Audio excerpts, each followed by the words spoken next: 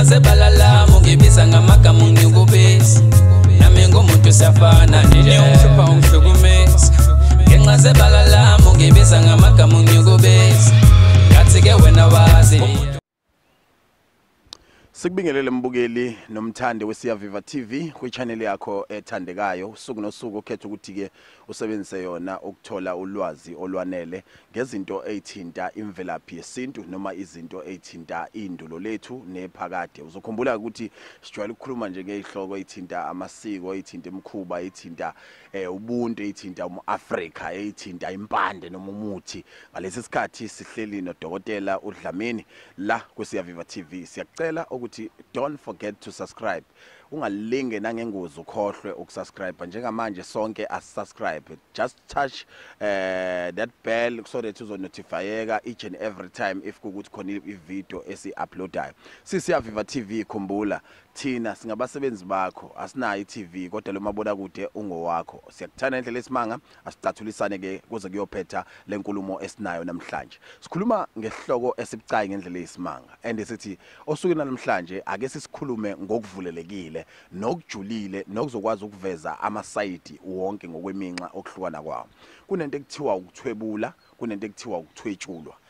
Kungenzeka omunye umuntu ethi lesihloko ngiseke ngasizwa kwenye amabona kude khona la ku YouTube noma ngizwile kwakhona la kwiSiyaviva TV. Kodwa ithi into iversion neversion iyakwazi ukwenza ukuthi ugcine ubonile ukuthi lento ibaleka kangakanani ukuthi uyiqonde, uyiqaphele futhi wazi kabanzi ngayo. Nanokuthi ke kuningi mhlambe ozothola ukuthi ugcine kusalile mhlambe kwabanye odokotela noma besho nabo befike kwesaba isigaba kanti noDokotela uDlamini namhlanje uzosho efike kwesakhe isigaba. Awulalelisise ngoba thina namhlanje sithi okuhlukile ukuthi le information ozoyithola iphume kujuleni kweAfrika ngoba sihlanganisa iSwazini kanye neSouth Africa. Osukena namhlanje asikubingelele emhlonishwa, sikubingelele sikwamukele kwiSiyaviva TV.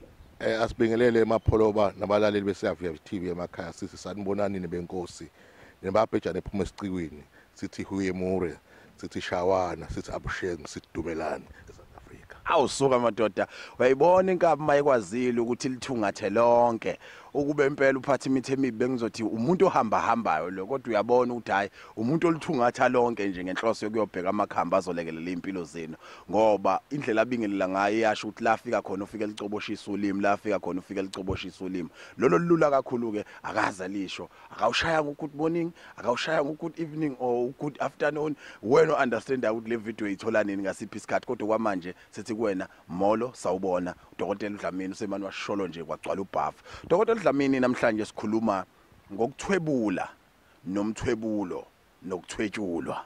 Kungenzeka ukuthi into eyodwa le, kungenzeka ukuthi iminxa le ehlukahlukene uzosithatha usibeke. Leli gama lilinka nezinto ezihlukene kangaka Dokotela nanokuthi yini yona le? Ake kubeke kubalalele emakhaya beSiyaviva TV. Umthwebulo wehlukene.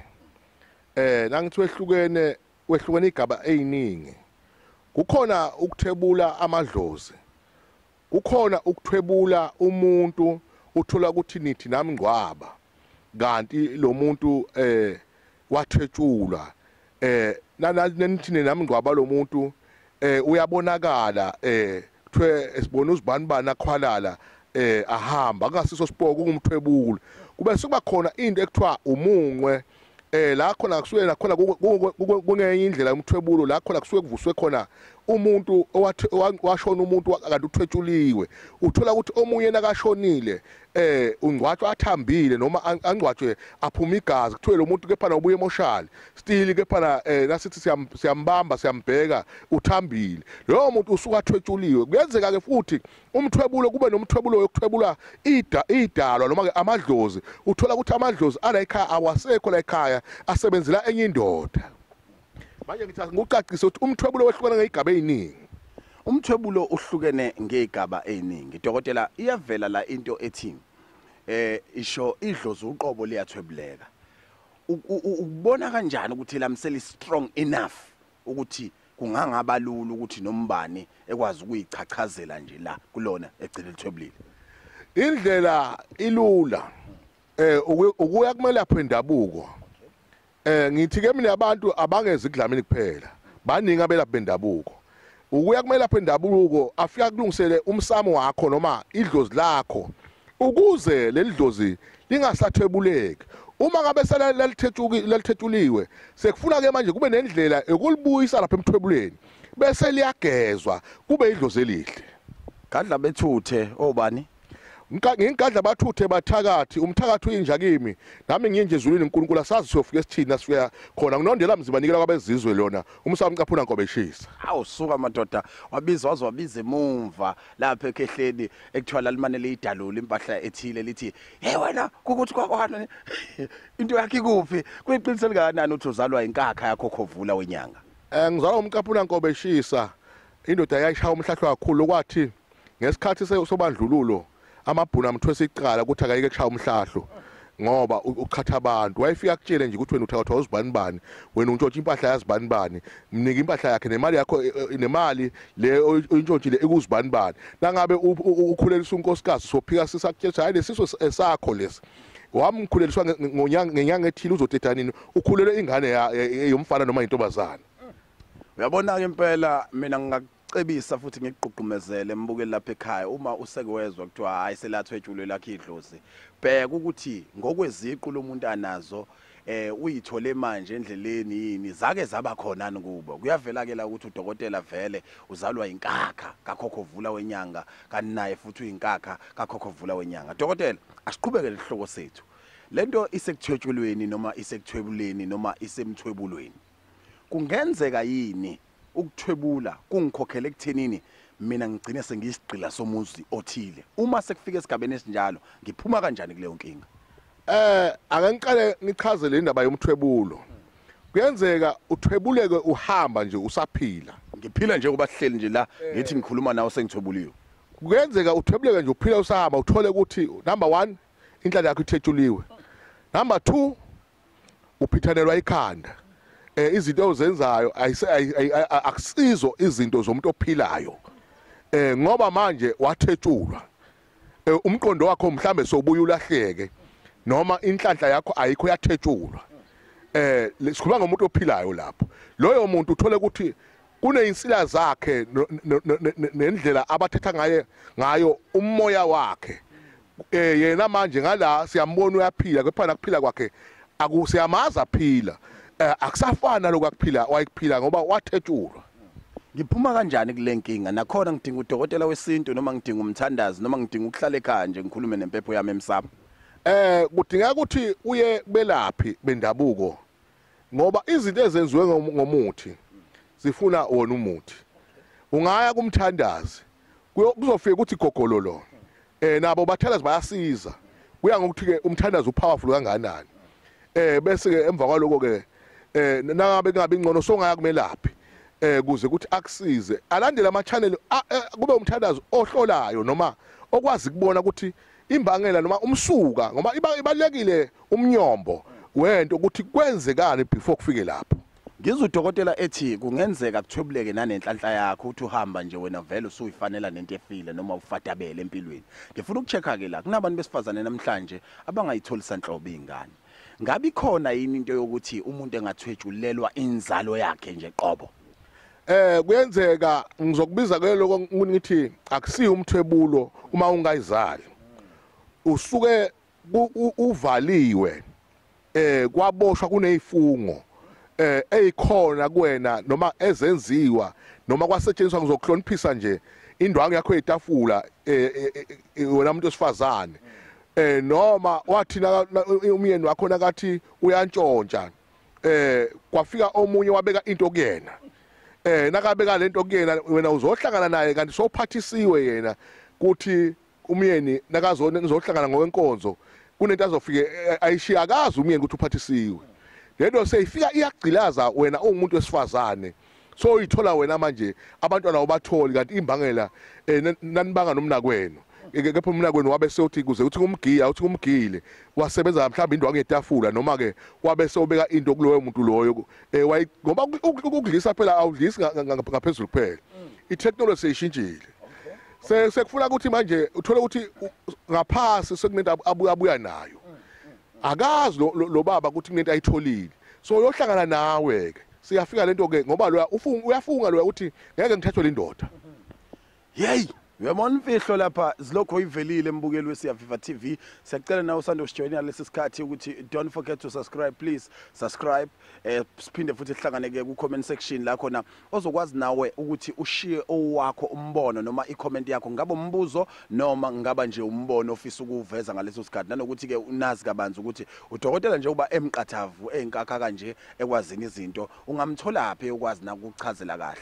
Ngiyazi ukuthi ezinye inyanga uthi mawufika kuzona zithi zona ayikhokhisi ukuthi ukwazi ukuchazela u1 no2. Naye mina ngakucebisa ukuthi ngoba ngimazi uyakhokhisa noma akakhokhise ekuchazeni into, futhi angifuna akuchazela kodwa kubo wena enombolweni yakhe uqinisekisa ukuthi uyamthinta bese uthi dokotela ngicela ukuvakashela kunodaba oluthile esifisa uhlaziyele. Ngabe uthwatshuliwe yini umuntu ololu hlobo ngoba lapha ekhasi nomuntu kanje noma izinto zumadida ngalolu hlobo singalekeleleka kanjani? Uzobe usuhamba kuze ufike esigodlweni emva kwenza i-appointment ekwazi ukukulekelela udokotela uDlamini. Dokotela Dlamini, ngifuna ukuthola la ukuthi ngabe kuyiqiniso na ukuthi uma umakhelwane wakhe ngqongqoza ezoboleka imali uboleka u10 rand, mayiboleka lo 10 rand ufisa ukuthi mhlambe ethi yena uye emsebenzini noma ethi ufuna ukuthenga ishebo noma ikhadi noma ini bese ibuyisa le mali la ekhaya, uthola ukuthi ibuyiswa isibhiliwe noma isithwetshuliwe. Kuyiqiniso ukuthi ngakwazi ukuthwebula ngalolo hlobo ukuthi nibolekana imali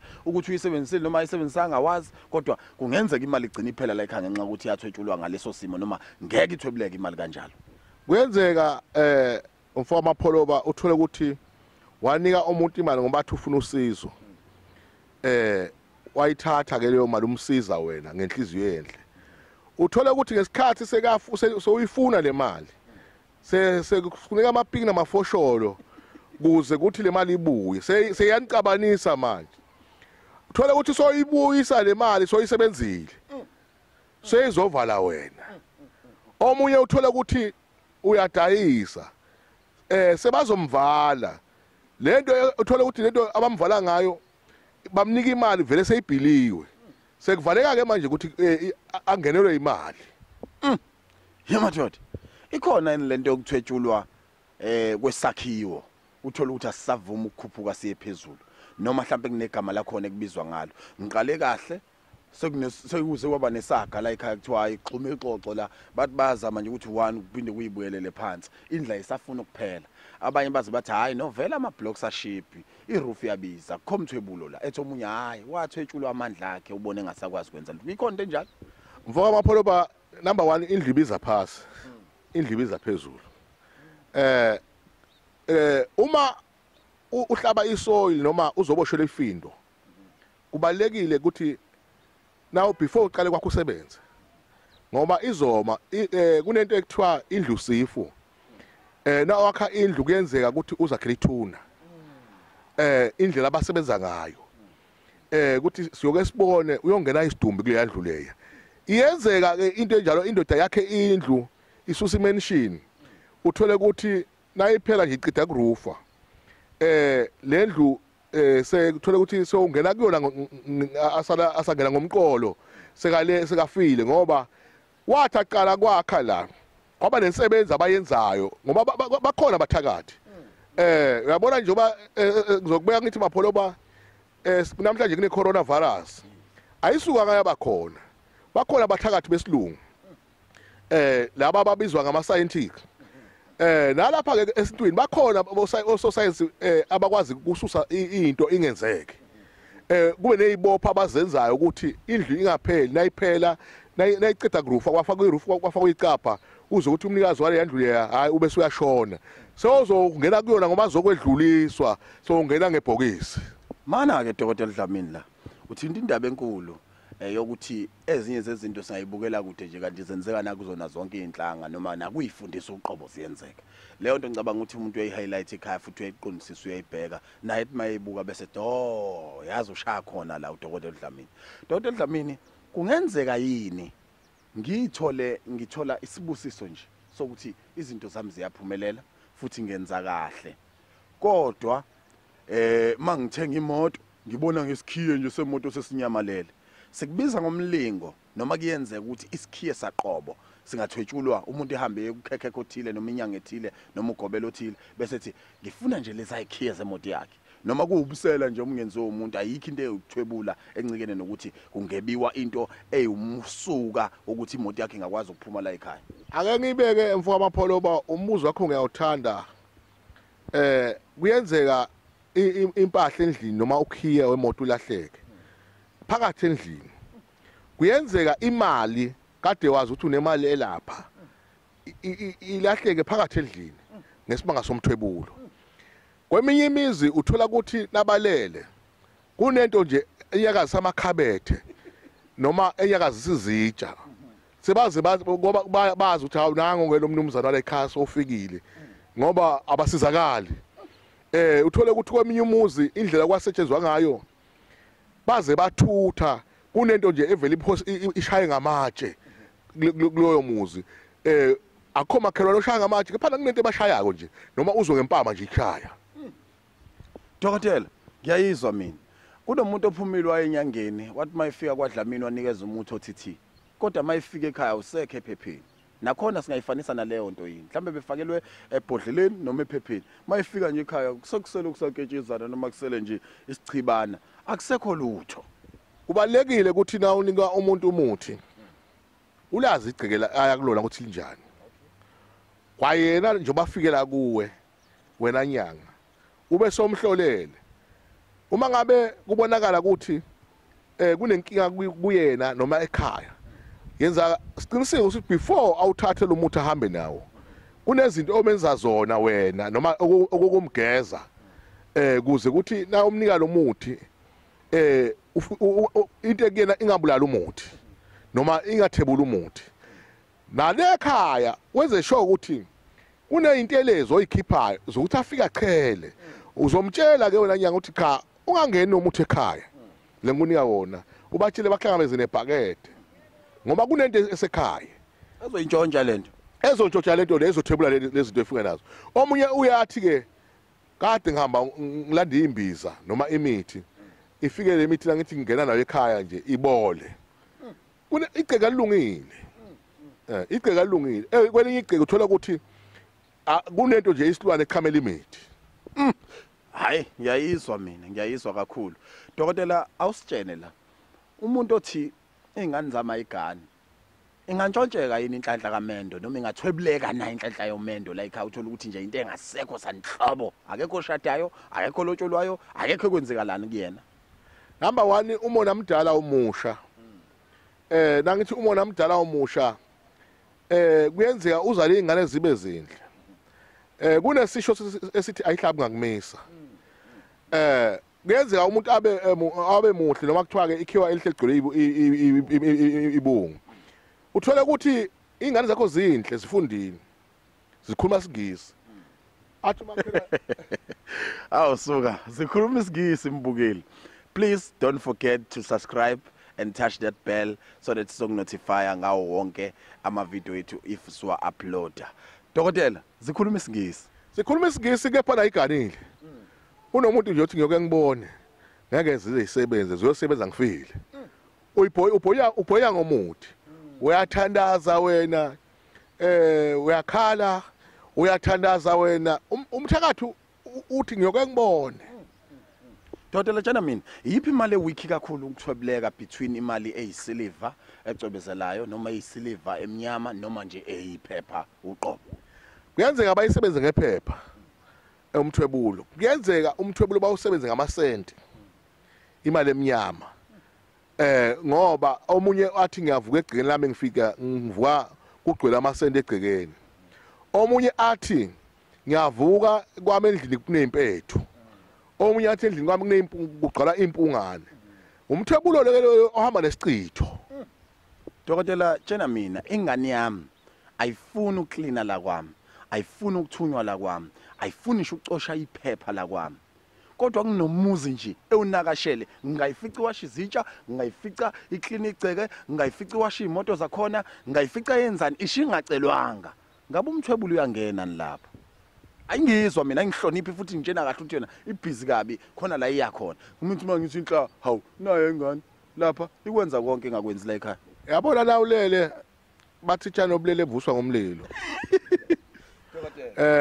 ngakho ngithi mina emzini yabantu abantu emzini yabo akwenze sure ukuthi ingane zabo zi-safety noma bayisebenze kahle ngoba kuyamuza kunento eyenza ukuthi lengane ivuke ekseni ekhona ikhona into ethatha umqondo walengane leli khaya leli ayisali amakhelwane nayibuya mhlambe la ikhaya seyibuya impi isebenza emzini yabantu la ikhaya isebenza khona into engumthebulo ehungula lo mqondo walomuntu ukuthi akaye kuloya muzi bengibright esikoleni nginengqondo right ngihlakaniphile kungenzeka yini lento yokuthwebulwa igcine ngiholela ophathe ngiphenduka isidomu kusasa noma ngiphenduka umuntu ongasazi lutho mfowabo Apollo bakuyenzeka ingane namhlanje uthole ukuthi izoqoqela abazali emakhaya kuthi hey ubani evaphasa kahle esikolweni nothisha uyanqoma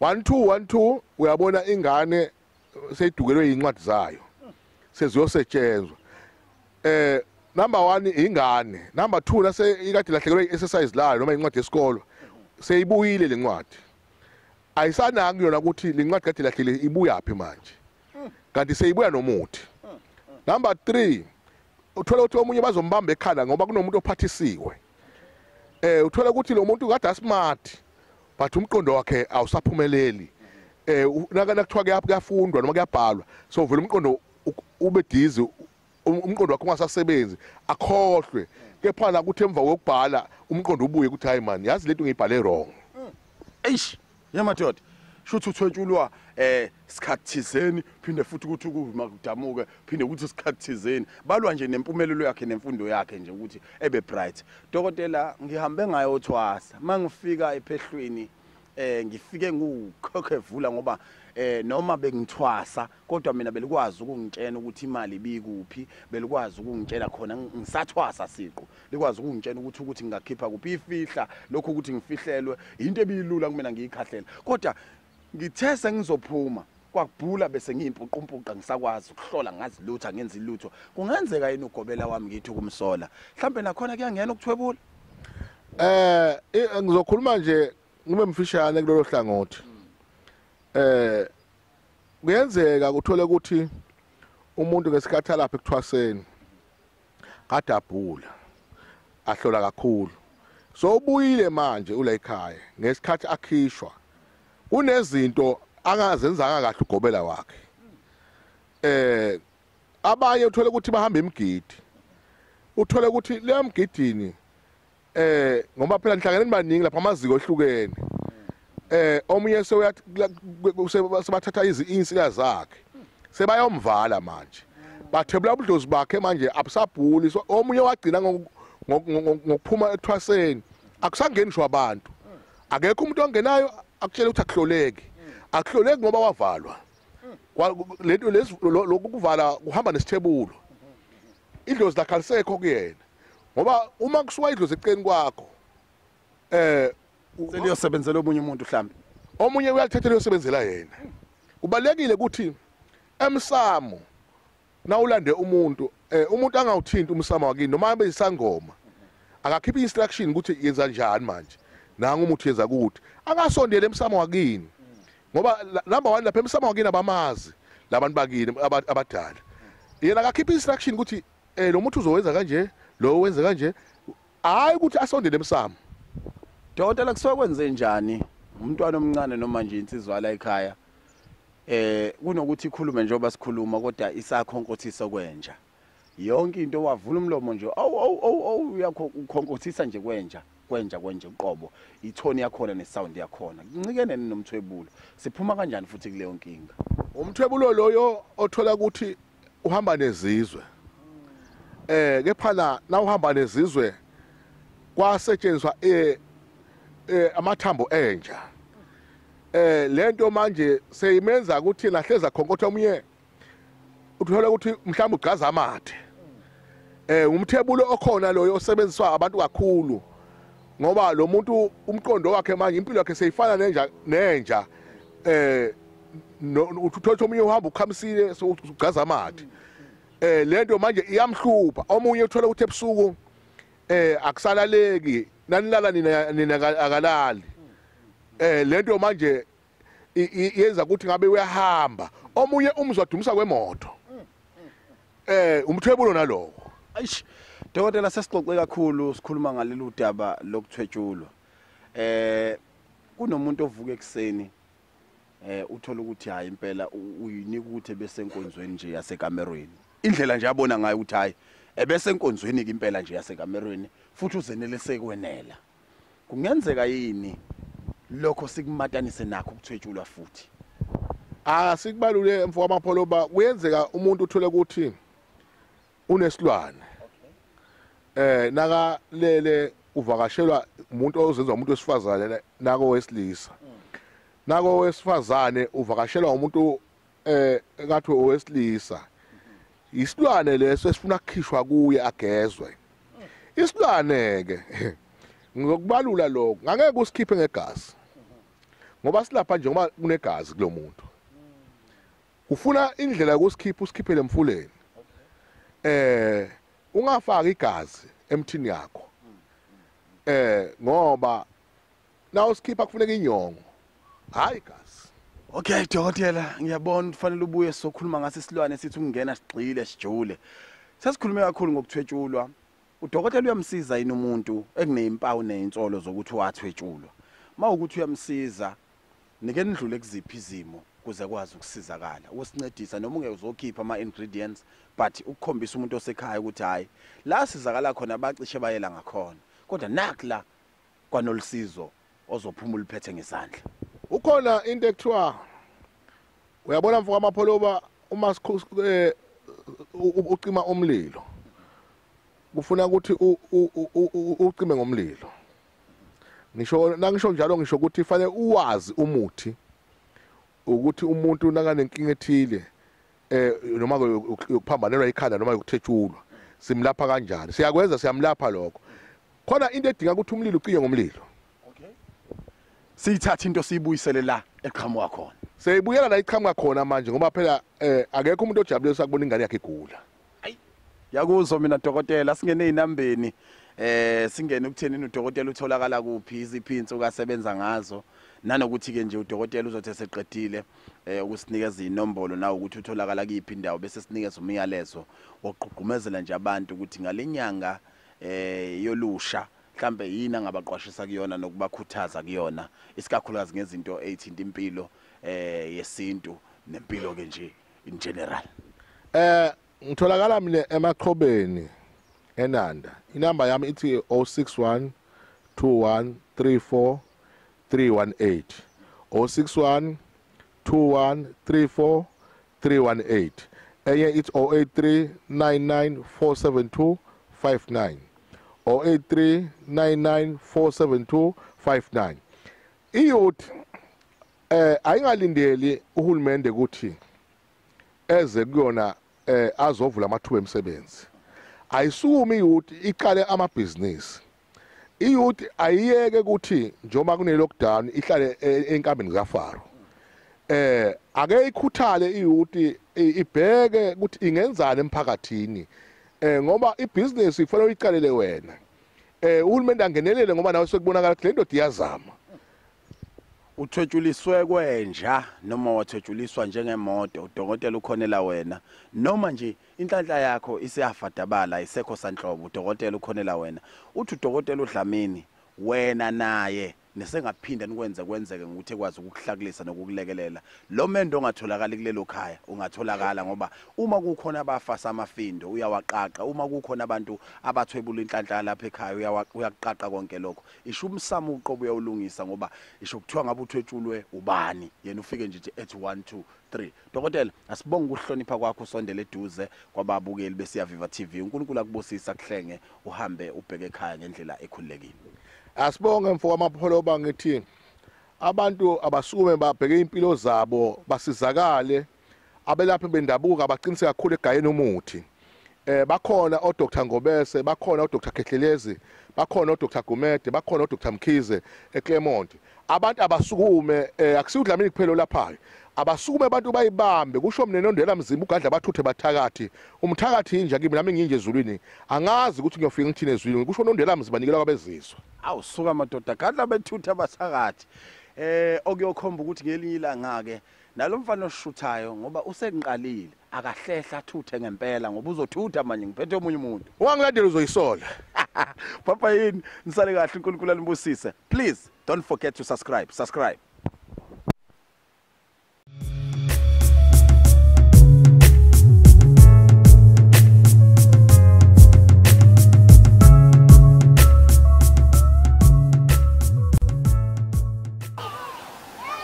Sikubingelele mbukeli weSiyaviva TV sithi ke njengenhlala yenza ukukhuphula osomabhizinisi abancane nosomabhizinisi abakhulu ezintweni ezithile abazenzayo asiqinisekise ukuthi ngalesi sikhathi masila endaweni yaselindelani sihambele nje elinye lamakhaya elihle elakhiwe lendoda eseceleni kwami ngenhloso ukuthi ke iskill into ekhona ngenhloso ukuthi ke umsebenzi uyawazi osuna namhlanje sithi sifukula leli business lakhe ngokuthi laziwe wena lapha ngasekhaya mhlawumbe Cape Town mhlawumbe seGoli mhlawumbe seWestern Cape Northern Cape Eastern Cape mhlawumbe useMpumalanga mhlawumbe useFree State mhlawumbe uphesha kwezilwandle uqobo kodwa unomuzi ofuna ukwakha la eNingizimu Afrika sizothi nangu uMeselande nangu uBiclair nangu uMakhi onama talent ahlukahlukene afisa ukuthi ke niwabone niwazi umuzi lo semva kwethu omuhle ngalendlela eyisimanga cishe nizobona nje oso camera bethu mabehambe eqhubeka sebewazi ukuthi display abenza yonke into wakhiwe ilezi izandla zakhe nethimuke yakhe engaphansi kwakhe mkhulu sikubingelele sikwamukele kwiSiyaviva TV ngiyabonga kakhulu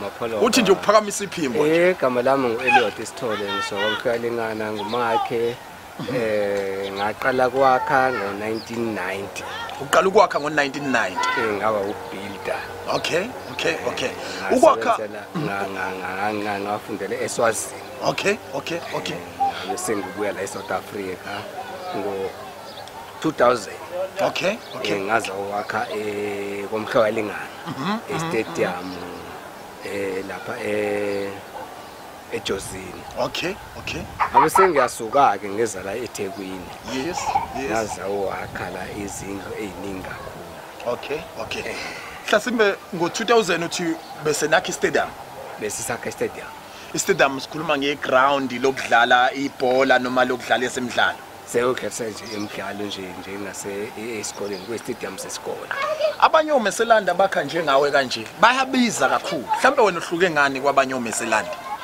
ngihluke ngokuthi kuya ngokuthi wena uma ungiqashile sengifika kuwena ukuthi mfowethu ngicela ungakhele u2 room okay sengiyabuza ke kuwena ukuthi lo 2 room lona uzorufa ngetiles urufa ngebesters okay urufa ngetile how many meter yes udinga 4x4 udinga 3x3 okay udinga 3 meter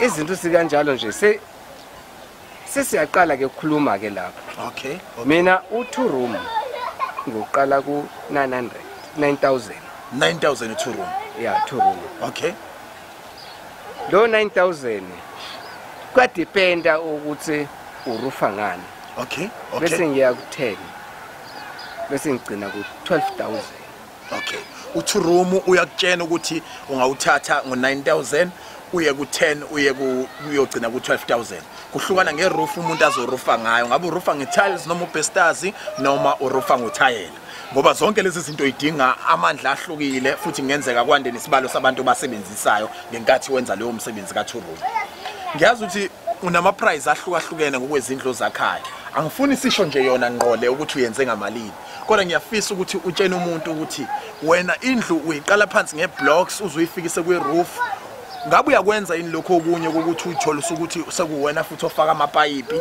noma uyolinda abantu abathile bokuthi bezokwenza iplumbing izinto ezinjalo usitshene nje ngephiwo nazo ngale kokuthi ubeke iblocks ufake neroof kwakhe kumuzi iplumbing angiyenzi iplumbing awuyenzi ipending angiyenzi upende futhi awufaki wena ugesi angufaki ugesi futhi awufaki mina ngenza ibuilding ngisaphansi ngibeke phezulu ngifake iroof ngiplastele fake icapha oh yes qedile ke la uthi ama tiles uyawafaka ama tiles phansi ngiyawafaka kodwa nawo kuya ngokuthi thina nawe sixoxisana kanjani. Okay. Mhlawumbe uma ungase usitshene nje ukhona indawo obambisene nazo ukwenzela abantu ama quotation isho mhlawumbe ungasasibalulanga ngamagama kodwa kungenzeka ukuthi uthole ukuthi lento le wena kulula ukuthi umuntu uhambe uyomfunela wena imaterial endaweni ethile kunokuthi eziyele yena ngoba bazosuke bembize kakhulu. Ya nginayo indawo ukuthi ngihambe mina ngiyowenza i-quotation bese ngiyabuya ngiza kuyena ngimnikeze i-quotation ukuthi la i-quotation bese ngibuya nayo. Okay. Ngumnikeze. Mhlawumbe uqhuqumezela umbukeli ekhaya weSiyaviva TV umtshena nje ngomsebenzi wakho.